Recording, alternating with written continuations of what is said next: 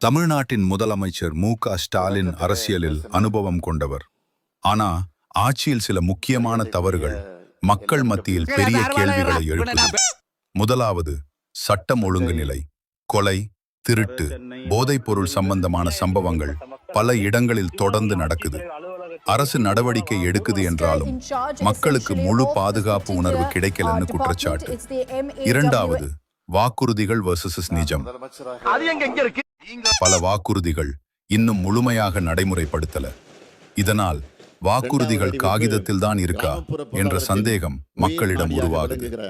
மூன்றாவது, மின்சாரம் மற்றும் கட்டண உயர்வு. மின்சார கட்டணம், பால் விலை, பேருந்து கட்டணம் போன்ற அத்தியாவசிய விஷயங்களில் ஏற்பட்ட உயர்வு நடுத்தர மற்றும் ஏழை மக்களை அதிகமாக பாதிச்சிருக்கு. நான்காவது, அரசு இயந்திரத்தின் மெதுவான செயல்பாடு. பல திட்டங்கள் அறிவிப்பாக இருக்குது, ஆனா தரையில் செயல்பட காலதாமதம் அதிகம்னு விமர்சனம். ஐந்தாவது, அதிக விளம்பரம், குறைந்த விளைவு.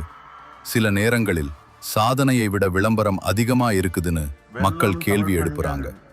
ஆட்சி செய்வது எளிது இல்லை, ஆனா கேள்வி கேட்கிறது ஒரு ஜனநாயகத்தின் உரிமை. இது வெறுப்பு அரசியல் இல்லை, இது பொறுப்பு அரசியல். தவறுகளை சுட்டிக்காட்டினால்தான் ஆட்சி இன்னும் நல்லதா மாறும். உங்கள் கருத்து என்ன? கமெண்ட்ஸ்ல சொல்லுங்க.